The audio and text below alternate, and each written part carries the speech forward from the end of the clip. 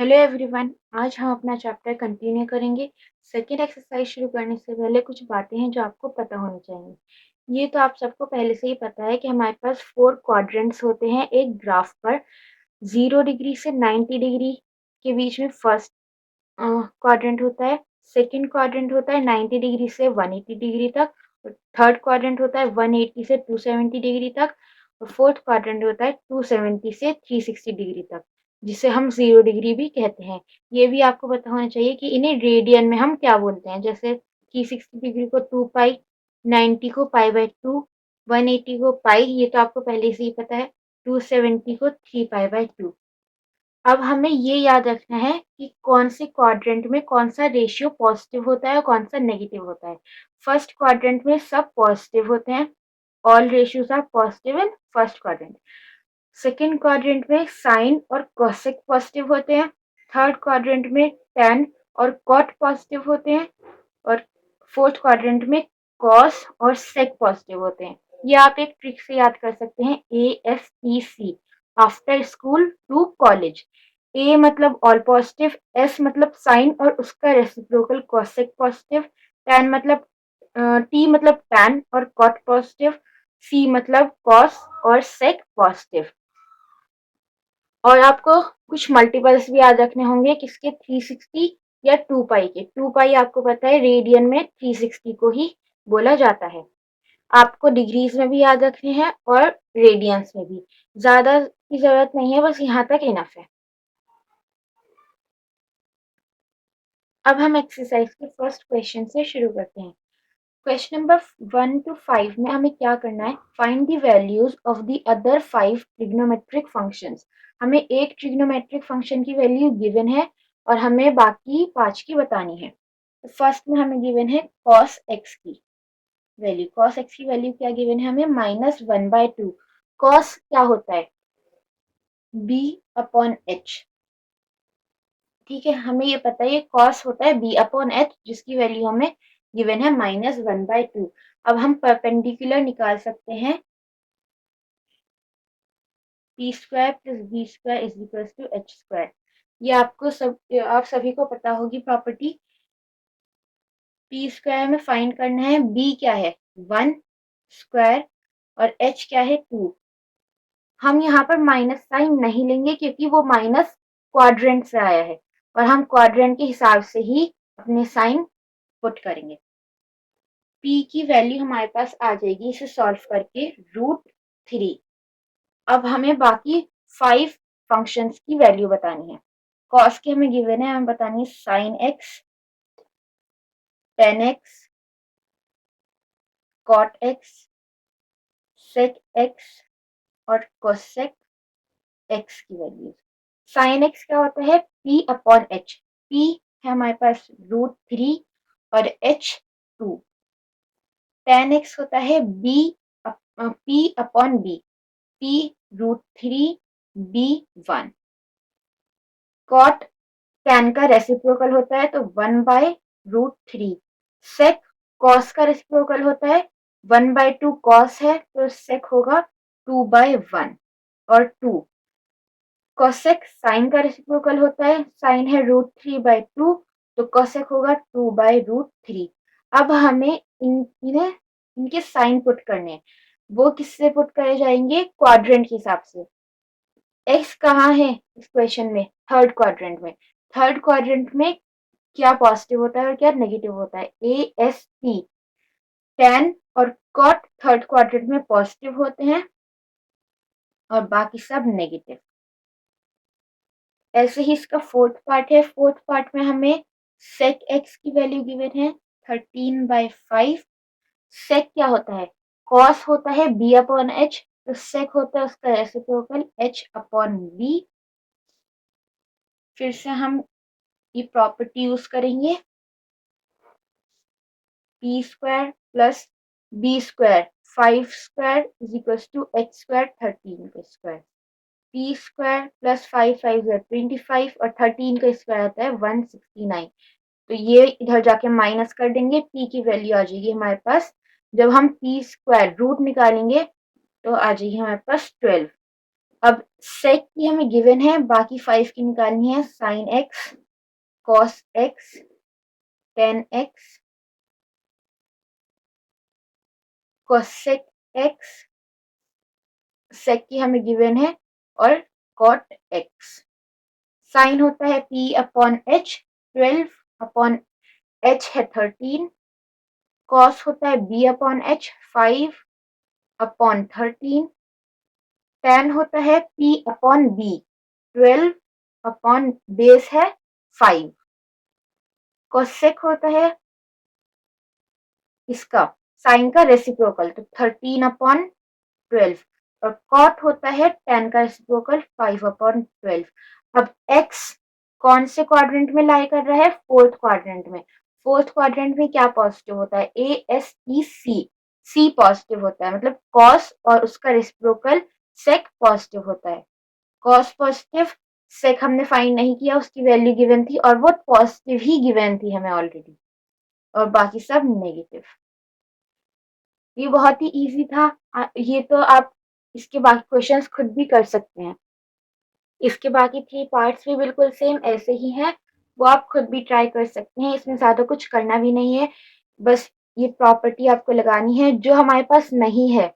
Hypotenuse base या perpendicular में से जो हमारे पास नहीं है उसकी वैल्यू फाइंड करनी है, और बाकी फंक्शंस में पुट करके क्वाड्रेंट के हिसाब से उन्हें साइन दे देने हैं। अब हम नेक्स्ट क्वेश्चन पे चलते हैं हमारे। क्वेश्चन नंबर 6 to 10 में हमें क्या करना है? Find the values of the trigonometric functions. जो ट्रिग्नोमेट्रिक फंक्शंस हमें गिवन है उनकी वैल्यूज फाइंड करनी है। अब इतने बड़े एंगल्स की तो हमें वैल्यूज नहीं पता, हमें बहुत छोटे एंगल्स की वैल्यू याद होती है, जैसे 10 और जैसे साइन 30, 40, 60, 90, बस हमें इनकी याद होती है। इन इतने बड़े एंगल्स की वैल्यूज तो हमें याद हो नहीं सकती, इसलिए हम इन्हें कैसे फाइंड करेंगे? हम इन्हें 360 के मल्टीपल से फाइंड करेंगे या 2 पाई के मल्टीपल से। एक बार मैं आपको वो टेबल फिर से दिखा देती हूँ। इन मल्टीपल से हम वो क्वेश्चन सॉल्व करेंगे। ये टेबल आप नोट कर लीजिए, क्योंकि हम इसमें से ही वैल्यूज लेंगे हम अपने क्वेश्चन को सॉल्व करने के लिए। इसका फर्स्ट क्वेश्चन है साइन 765 डिग्रीज। अब हमें ये देखना है डिग्रीज में ये 360 के कौन से मल्टीपल के पास आता है। तो हमें पता होगा 360 इंटू 2 होता है 720 डिग्रीज। तो हमें इसे इसकी मदद से ये सॉल्व करना है। हम इसे कैसे लिख सकते हैं? Sine 360 into 2 plus 45 degrees. हमने एंगल को ब्रेक कर दिया। 360 इंटू 2 कितना हो गया? 720। 720 में हम क्या ऐड करेंगे जो 765 बन जाए? 45 ऐड करेंगे। अब हमें ये देखना है 360, तो पूरा सर्कल हम घूमकर वहीं आ जाते हैं और एंगल खत्म हो जाता है। 360 की कोई वैल्यू हम पुट नहीं करते, चाहे कितने भी 360 हो वो 0 हो जाते हैं, ठीक है। तो हमें सिर्फ ये क्या बन जाएगा? साइन 45। 360 और उसके मल्टीपल्स को हम नेग्लेक्ट कर देते हैं, तो ये पूरा इक्वल हो जाएगा साइन 45 के। और साइन 45 की वैल्यू हमें पता है 1/√2 होती है। तो साइन 765 की वैल्यू हमारे पास आ जाएगी 1/√2। जो वैल्यू साइन 45 की होगी वही साइन 765 की भी होगी। अब कोसेक -1410 डिग्रीज। अब इसे हम कैसे सॉल्व करेंगे? ऐसे हम इसको सॉल्व नहीं कर सकते क्योंकि ये नेगेटिव में है। अब हमें ऐसा कोई मल्टीपल देखना है जो इस नंबर के आसपास आए लेकिन उससे बड़ा हो। तो इसका हमारे पास फोर्थ मल्टीपल होता है 360 इंटू 4 होता है 1440। तो हम ये लिखेंगे कोसेक 1440, और ये इससे छोटा है तो इसमें से इसको माइनस कर देंगे, इसके ही साइन को यूज करते हुए। इन दोनों को माइनस करके क्या आएगा? ये हम सिर्फ एंगल में चेंजेस ला रहे हैं इसके, ठीक है। इसे माइनस करेंगे तो आ जाएगा कोसेक 30 डिग्रीज। कोसेक 30 की वैल्यू हमें पता है 2 होती है, तो कोसेक -1410 डिग्रीज की भी वैल्यू होगी 2। जो cosec 30 की वैल्यू होती है। अब हमारे पास आ गई फंक्शंस पाई में, एंगल्स हमारे पास पाई में आ गए, तो हमें इसे रेडियन वाली मल्टीपल से सॉल्व करना होगा। ठीक है, जो हमारे पास 2 पाई के मल्टीपल्स थे उससे।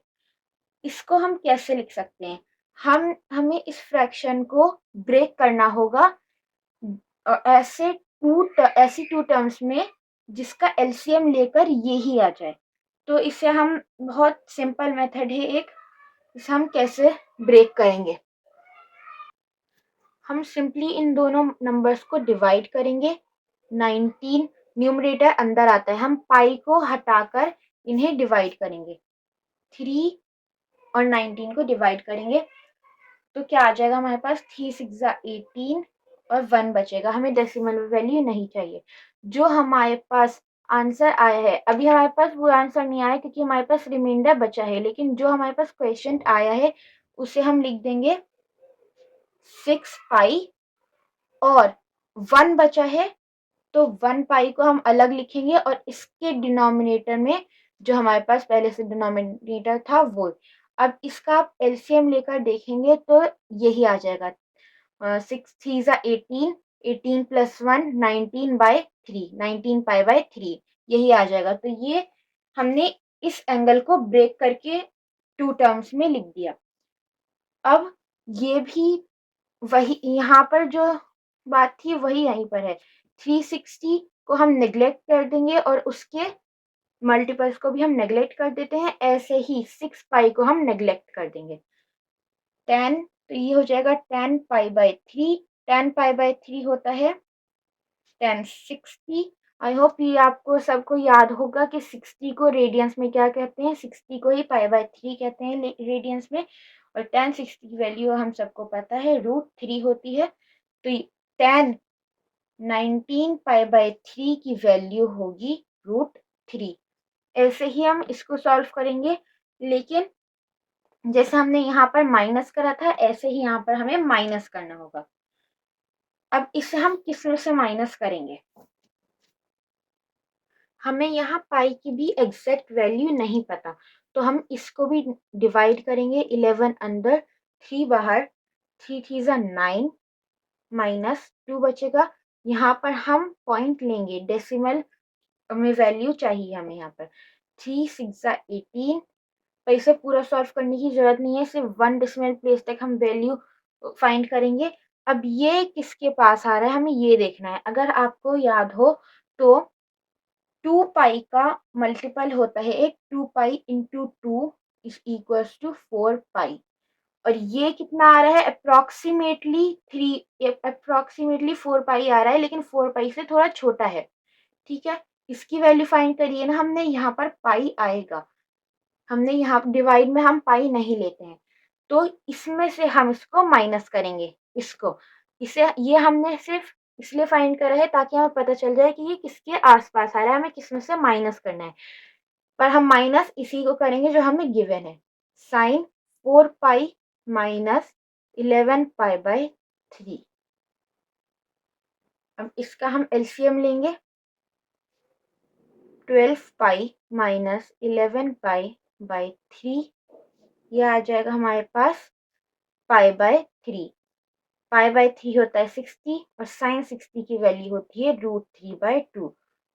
तो साइन -11 पाई/3 की वैल्यू हमारे पास आ गई √3/2।